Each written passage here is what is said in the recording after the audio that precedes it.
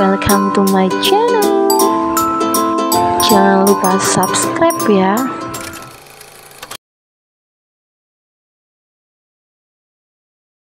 Pukul 8 malam, Daniel berniat masuk ke kamarnya. Melihat Priscil yang hendak masuk ke kamar yang ditempatinya, Daniel langsung mendekati dan meraih pergelangan tangan sang istri.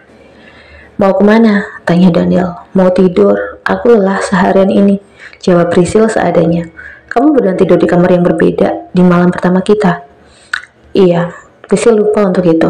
Ia lupa jika dirinya harus pindah kamar setelah menikah dengan Daniel. "Maaf," ucap Priscil. Pipinya merah. Meskipun bukan yang pertama baginya, tapi rasanya tetap saja gugup.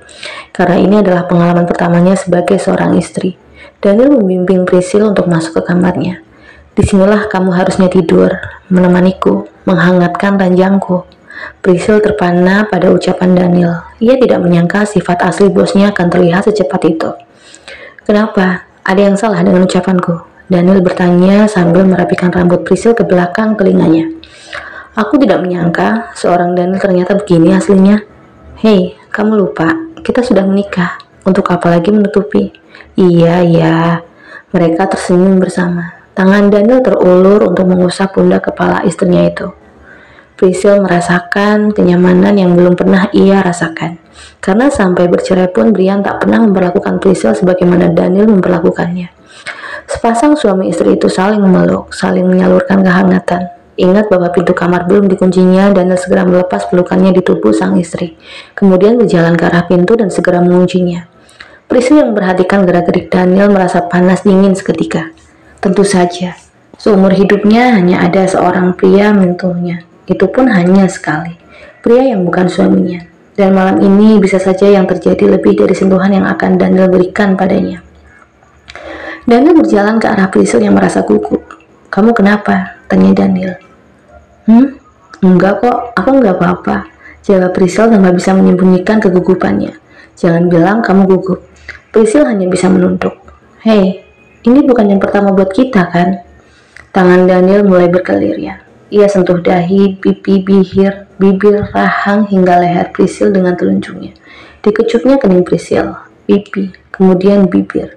Hanya sebentar, tapi cukup membuat dada Priscil mendebar tidak karuan. Napasnya menjadi pendek ketika bibir Daniel menjangkau leher Priscil, memberinya kecupan-kecupan kecil. Daniel memperhatikan wajah Priscil, matanya terpejam. "Buka matamu," perintah Daniel dengan berbisik. Priscil membuka mata perlahan, saling menatap hingga tanpa sadar tubuh mereka sudah menempel erat. Hembusan napas mereka sudah terasa di pipi satu sama lain. Mata sayu mereka pun sudah menjadi bukti bahwa mereka saling mendamba. Tentu saja, mereka manusia normal. Manusia yang masih memiliki nafsu ketika terjadi keintiman dengan lawan jenis mereka. Yang sah tentunya. Pukul 4 pagi, Priscil terbangun dari tidurnya. Ada lengan kokoh yang menjadi bantalan di lehernya. Ia tersenyum, teringat percintaannya semalam. Percintaan pertama setelah ia menjanda. Dan faktanya memang pertama kali ia bercinta. Bukan sekedar one night stand. Tanpa sadar, tangannya sudah mengusap dada hingga perut telanjang Daniel. Hingga si empunya terbangun dari tidurnya. Namun Daniel masih pura-pura memejamkan mata. Hingga saat ia sudah merasa tidak tahan, ditanggupnya tangan Priscil. Priscil mendongak. Daniel tersenyum nakal. Tanpa aba-aba, Daniel menindih tubuh Priscil yang masih sama-sama polos hingga satu dagian berhasil mereka capai sebelum pagi. Hari yang dijalani Priscil menjadi berbeda. Paling tidak saat ini ia memiliki tujuan ketika bangun tidur. Tidak lagi kesepian. Memiliki orang yang harus dilayani dengan sepenuh hati.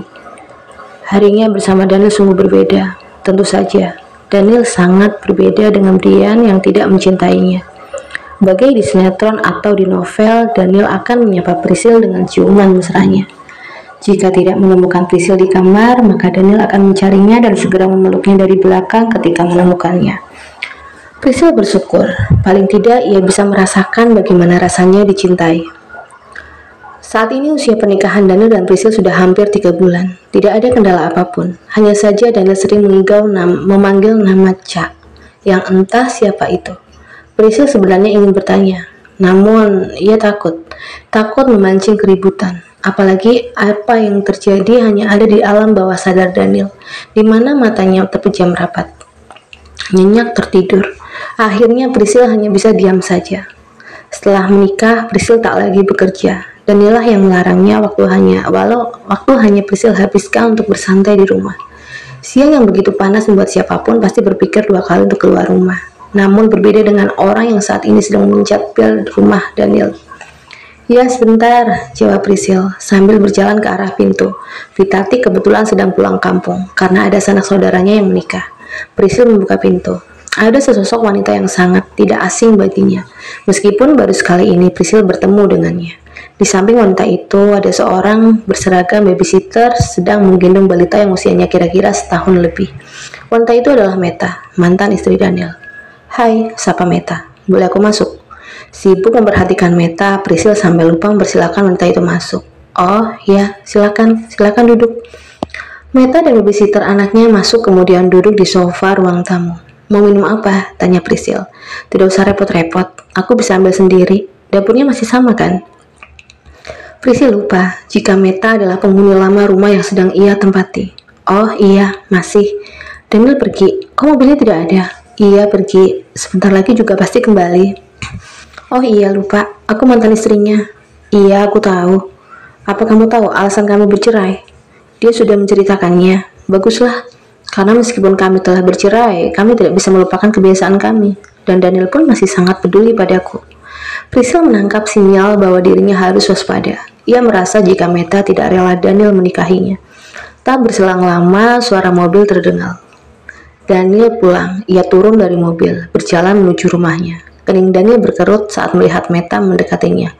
Cak, kamu di sini? Tanya Daniel. Meta belum menjawab. Ia meraih tangan Daniel untuk diciumnya. Iya, Ares sedang pergi keluar kota. Daripada aku kesepian. Sendiri? Ya enggak lah, sama Cita, sama babysitternya juga. Udah ketemu Priscil? Udah, dia tadi yang membukakan pintu. Daniel memang sudah bercerita pada Meta dan Ares tentang Priscil. Tadinya Meta sangat penasaran pada sosok yang menggantikannya itu. Namun ketika bertemu, ia tidak menyangka jika selera mantan suaminya akan menurun. Ya udah, ayo kita masuk. Priscil yang dari tadi memperhatikan mereka merasakan nyeri di dadanya. Terlebih saat mendengar Daniel memanggil Meta dengan panggilan Cak. Berarti selama ini Daniel memang belum betul-betul melupakan Meta. Tidak ingin Daniel melihat raut kesedihannya, ia memilih untuk membuat kopi dan teh untuk Daniel dan kedua tamunya itu.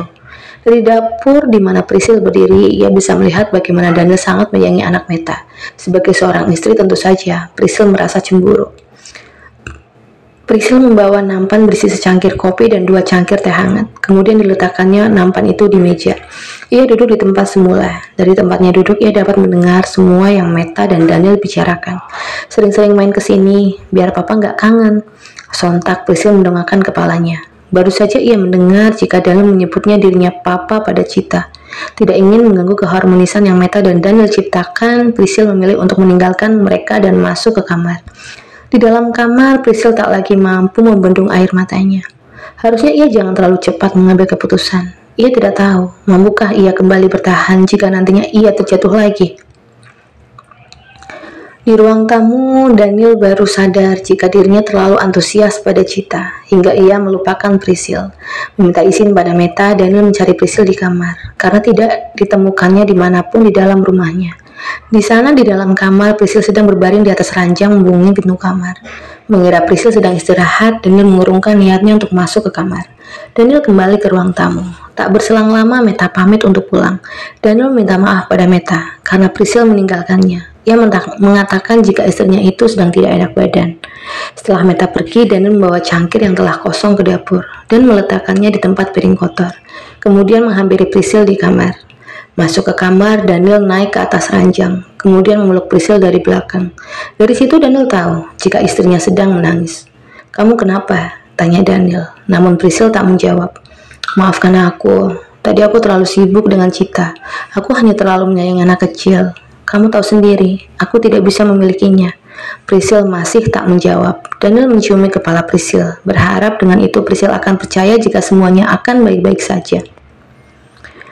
Esoknya Priscil sudah kembali seperti sedia kala. Ia meminta maaf pada Daniel tentang sikapnya kemarin, karena setelah Daniel mengucapkan maaf, Priscil tertidur hingga pagi. Maafkan aku, Neil, ucap Priscil sambil memegang punggung tangan Daniel. Mereka sedang bersantai di ruang televisi. Jam kerja Daniel memang fleksibel. Ia bisa mengecek kapan saja usaha yang ia punya. Jadi Daniel memiliki banyak waktu luang untuk bersama Priscil. Iya, aku juga minta maaf. Aku juga salah, jawab Daniel. Tangannya meraih tubuh Priscil untuk dipeluknya.